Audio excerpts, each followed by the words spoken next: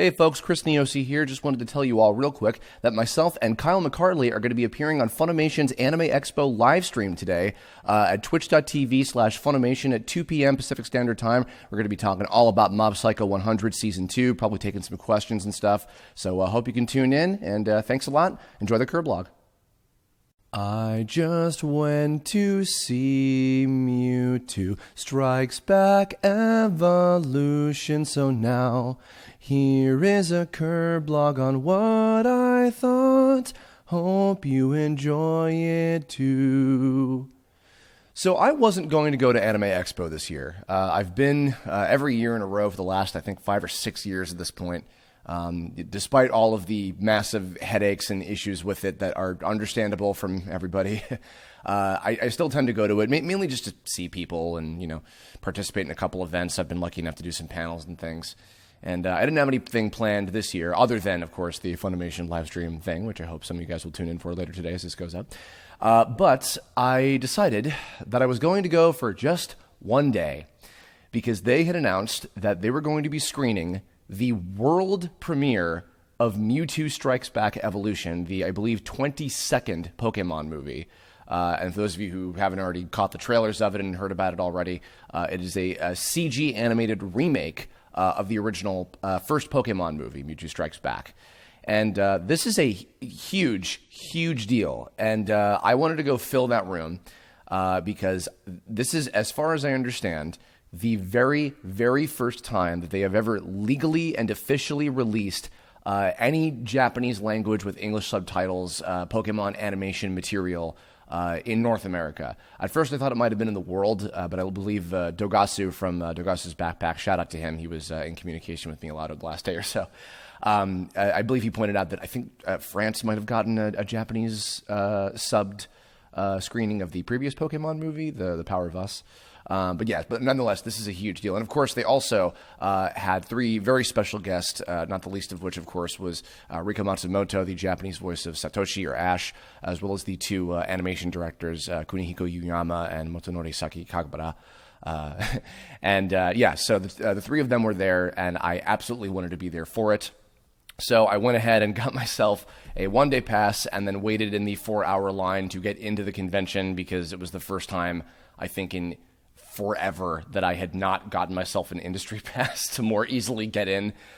So not an amazing experience in the morning, but I went, I got my wristbands, I lined up, I think 2 hours in advance to make sure that I would get as good of a seat as I possibly could. I got some prime seatage in the very front, which was nice. And I made a couple of friends. Earl and Hannah, if you guys hear this, thanks for being so nice and entertaining and fun, and I hope I'll see you guys again.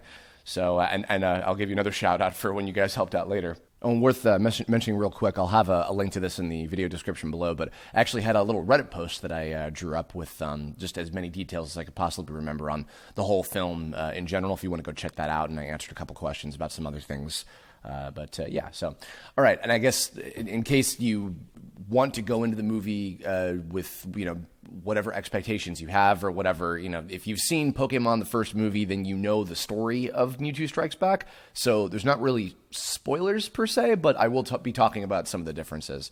I guess first and foremost, let me emphasize, this film is gorgeous looking. I know that people were, and probably still are, a little bit about the choice to even do it in full CG animation in the first place, and also just how the character models look and everything. This is another one of those cases, and I know that this always sounds like such a lame excuse, but they really, really do look way better in motion. The stills do not do the animation of this movie justice. One of the things that Sakakibara mentioned, Mr. Sakakibara, one of the co-directors, mentioned was that they had been wanting to do a fully CG animated Pokemon movie for a while, and they decided, to choose doing a remake of the first one to kind of see how much further they could push the sort of expressiveness and emotion of the characters compared to what they did in 2D, and it is absolutely true. And for those of you who don't already know this, I absolutely adore the first Pokemon movie, particularly in Japanese, more so than in English, because they're 2 pretty different movies in terms of execution, I would say, and sort of presentation and everything. But yeah, so and they were absolutely right. Like the expressiveness and emotion, the just everything that they did with all the visuals and all the characters and everything was brilliant. So even just for the visual spectacle of it, it is absolutely worth seeing. And it's very unique looking. It doesn't look like any other CG animated movie that I can recall. Like certainly it borrows probably a lot of the same tricks and everything, I would imagine, because they collaborated with a different studio to make this one apparently on the animation side. But yeah, it is beautiful looking. So even just for that alone, you should go check it out. I'll talk a little bit about the subtitles actually as well, because again, this is the first time that they've ever done something like this before. So unfortunately, there were a few things that might rub people the wrong way about them. To start with, and I was kind of expecting this, they did use the official English character names for all of the creatures, the human characters, and the trainers and everything. Even the nicknames of like some of the other characters, Pokemon like Brute Root and Shell Shocker. The locations, the attack names, all of those were the English American terminology and character names and everything. I went in kind of expecting that, which was fine. Overall, the subtitles because I know this movie like backwards and forwards in both languages. It's kind of sad, but yeah, the translation overall was pretty accurate to what the Japanese was. Unfortunately, there were a couple liberties that were taken here and there for various things. Some stuff that I kind of expected, like for instance, because Team Rocket's motto in Japanese is completely different, and the translation was sort of adapted to fit prepare for trouble, make it double, the American motto and all that, for one thing.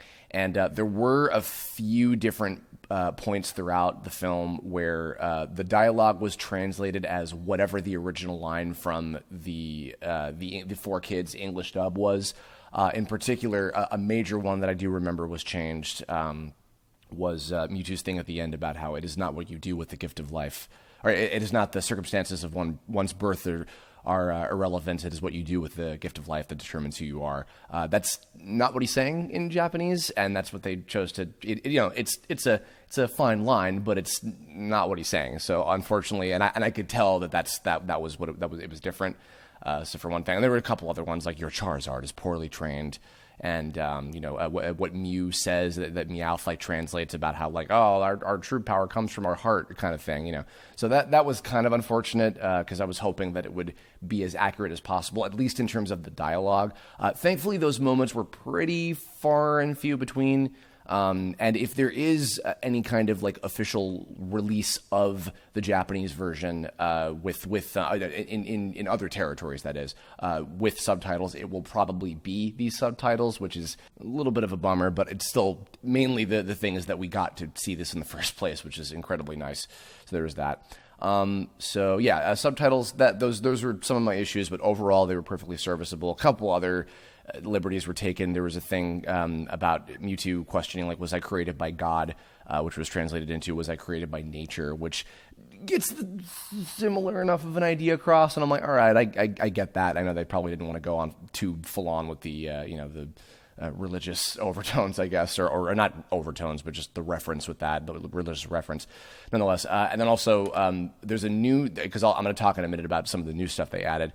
There's a new scene where when Ash and the gang get to New Island and they meet up with the other trainers, he hits on the girl Nisha, who's got the Wigglytuff and the Dugong and the Shell Shocker, the Blastoise. He's hitting on her, doing his usual Brock gag, and then Misty pulls him away by the ear, the usual joke that you're used to from back then. And I don't know what he's saying. I'm sure something having to do with food, but somebody the translator decided to throw in something about a jelly donut in there, and I'm like, that's not necessary. So there was that, and the audience laughed, probably not for the right reasons. But overall, it was perfectly serviceable translation. It was overall accurate to what the story was supposed to be, which is nice. And it's making me hopeful on that same note that the English dub that I'm sure is going to be coming out relatively soon will be a little bit closer to that translation, and that they won't be a slave to whatever the original 4Kids script was. Inherently, it has to be a little bit different because there are some new things and different things that are slightly tweaked in there. But yeah, so nonetheless. Yeah, so, okay, and getting into the actual movie itself now. So, yeah, overall, again, it is pretty much a near one-to-one adaptation of the original Mewtwo Strikes Back story. Some of the kind of general differences that occur are that certain scenes are kind of expanded upon and extended. They have a lot of like very very cool like sweeping camera angles, and like some of the fight choreography is tweaked around to be a little bit differently. Like for instance, the fight scene between Mewtwo's like super clones of the three starter evolutions with the tattoos and stuff, and the gang's Pokemon. Those are all like extended a little bit compared to the original version of the movie. I remember in particular, I think Venusaur uses like Leaf Storm and, like some of the newer moves. Actually, Wingulls are mentioned because there's apparently a line where the Dock Master, Miranda, or Voyager as she's called in Japanese, she's talking about like, I asked the seagulls, for what's happening in the sea out there or whatever, and I think they changed it to her talking about Wingulls, which made sense. That was a good liberty to take, and they throw a Generation 3 Pokemon in there technically. There's a couple other little minor things here and there. It's pretty much almost the same thing.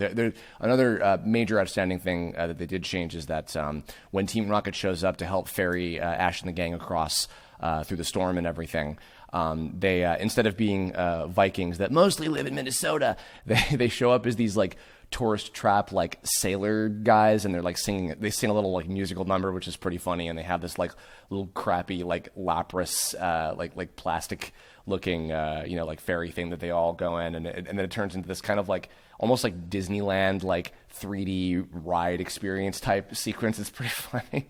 And also the scene where they go overboard, and then Misty sends out Staryu to help them get across the sea and everything. They have a remix of all things of the Pokemon Sun and Moon Wild Battle theme, because there's still a couple cues from the games that are in there, and a lot of the score is also the same. There's a couple different tracks that are changed from the original, just because like the length was inherently different compared to what it was before. But yeah, the score of the film is still absolutely breathtakingly good. I love the OST of Mewtwo Strikes Back in Japanese, so that was a real treat. And unfortunately, okay, so I do have one major criticism, and I can tell this was a choice on their part, and I don't know if they ever plan on maybe doing something else with this. So, and actually, I should correct myself too. So, in a lot of my recent talks about the movie, whether it be on Kirblogs or on other like live streams or whatever, I've talked about how there was footage cut from the beginning of the film in the original 4Kids version, which is true. They cut the opening scene with Dr. Fuji and the scientist exploring these ruins where they find the little Mew fossil of like its eyelash or whatever, and they did eventually add that back in. They dubbed it and everything, and that is present in the beginning of this movie. However, they also Japan later, I think in later screenings or like printings of the VHSs or DVDs or whatever, like a little bit shortly after the movie came out, they added an extended like 10-minute sequence of like a young Mewtwo kind of growing up in this sort of dream comatose world, along with a sort of copy of Dr. Fuji's daughter who passed away, as well as the young tattooed clone versions of Charmander, Squirtle, and Bulbasaur, and it's honestly, I think that the film it serves the film so incredibly well in terms of making Mewtwo a more and more sympathetic character and really telling it from his perspective more and more. So I'm very sad to say that unfortunately that entire sequence is not in the CG remake. I don't know if they plan on maybe adding it later in, like on the home release or something. I have no idea if they're going to do that. But I am sad that it's not in this remake from the beginning. I think that really would have served the film well. A lot of people who've seen the original movie haven't seen that entire sequence to begin with. It was later dubbed, and it was put, I think, on the Mewtwo Returns DVD as like an extra. It's like the uncut story of Mewtwo's origin, something like that.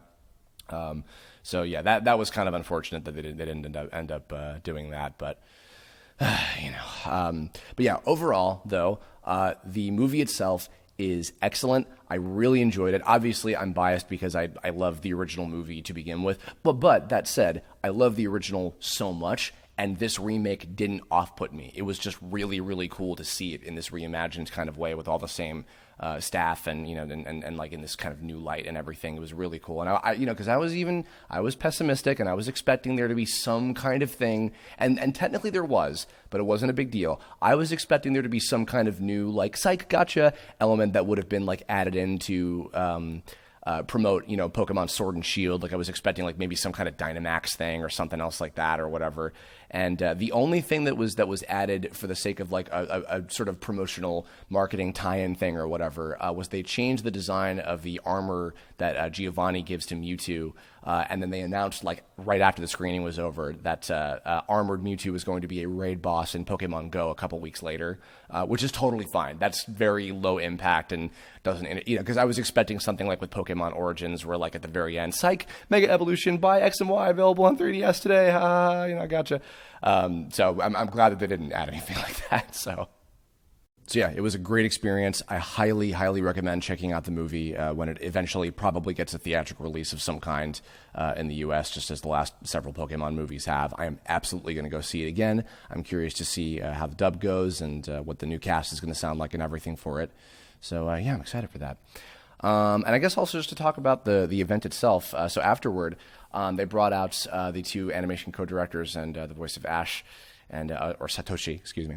And they had a great host, a bilingual host who was talking to them. He had a couple of prepared questions, and then they took 3 audience questions as well. So mostly he was asking about just, you know, how did it feel, you know, hearing the audience reaction and, you know, what this movie means to them and everything. And they were very gracious, gave a lot of, you know, the kind of expected stuff of just like, oh yeah, like this means the world to us. And it was really cool getting to go back and do this again after 20 years. And Rika Matsumoto was very taken aback at how enthusiastic fans were for just hearing her as the character, because she knew that they were so used to Ash and everything. And so that was pretty funny. And I was very fortunate, and thanks again to Earl and Hannah, who kind of helped me out and everything with this. I literally like stood up and they both pointed at me, and because they were taking like random questions from the audience, only 3 people. And I was lucky enough to be picked by Mr. Sakakibara to ask, basically, first of all, to anyone who was at the screening, I sincerely apologize for speaking for a sentence in broken Japanese to Rika Matsumoto about how I worked on the English version. I know it was completely self-indulgent and totally cringy.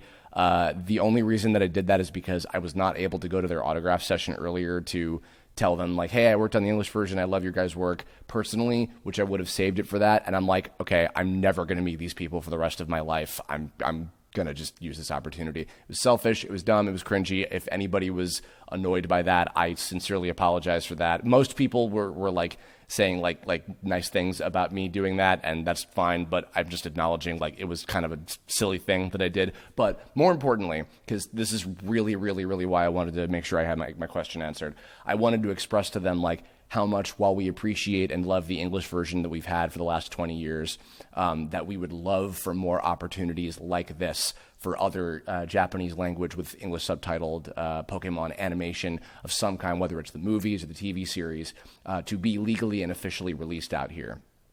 To which they said that there will be future opportunities. Rika Matsumoto in particular declared, like, you can count on it, which was great.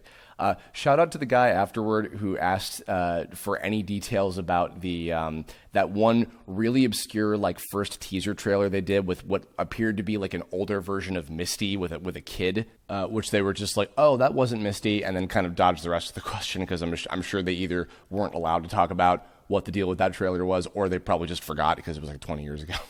Nonetheless, and then also they asked about, like, you know, the third person asked about, like, why did you decide to go with this movie for the CG remake? And they said, oh, we like really wanted to push the emotions and everything, which I mentioned earlier. And yeah, so that was great. And then they announced the Pokemon Go thing with Armored Mewtwo. And then Rika Matsumoto sang and performed the first Japanese Pokemon opening theme song on stage for all of us, and it was the coolest thing ever, and I cried, and everybody was singing along, and a lot of people knew the lyrics, which I think probably kind of caught her off guard a bit. And she was such a rock. I mean, I know she's a rock star. I'm absolutely aware of that, but it was just funny for her to like be kind of like teasing the audience a little bit of like, you know, she's like, when I say Pokemon, you say Getaraze. And so she'd do that, and we all go Getaraze. She's like, come on, you could do better than that. Like, you know, kind of like trying to amp us up and get louder and everything. It was really funny. Yeah, and then we all took a giant picture, which I retweeted before. They had the little cute Pikachu mascot suit in there in the front. And it was wonderful. It was a really, really good experience. And even though it was a slog to get through Anime-Expo as a one-day regular attendee, I will never complain about industry badges ever again for as long as I go to the con. It was worth it. It was absolutely worth it to go. I'm so happy that I went. It was a great experience. And I really do hope that we get future opportunities like this again. Highly recommended, especially if you're a fan of the original Mewtwo Strikes Back movie. I think that you will like the CG remake. I think that it is worth checking out, and it's a lot of fun. Even just for like the novelty of like it being redone in CG. It's again, even just the visuals alone, it is so beautiful to look at that even just for that, you should go check it out. Yeah, and I'm sure there will be probably some info about when it's going to come out over here, because that's inevitably always what happens with this. I don't know anything officially or whatever, but we'll see what happens, and I'm sure I'll probably do like another additional Kirblog after that about it. So yeah, so that's it. So I hope you guys will tune in for the Funimation live stream on Twitch later today. It's twitch.tv/Funimation. Kyle McCarley and I will be talking about some Mob Psycho stuff today around 2 p.m. PST. So tune in. Maybe we'll answer some questions from the chat and things like that. I don't know what's going to happen yet. But so that was my little low-impact, easy Anime-Expo experience this year. I don't know if I'll skip out entirely next year or I'll go again this year. I'm not entirely sure yet. But either way. Yeah, so this was fun, and thanks for listening, everybody. And if you were at the screening as well, comments, let me know, and let me know what your experience with it was, if you're going to go see it again when the dub comes out. And if you have any other questions, go check out, again, the link below to the Reddit post I put up. I answered a few other questions, and there's a few more details just about the panel and everything, if you want to go check that out too. So, yeah, that'll do it. Thanks a bunch, and I'll catch you all later. Bye-bye.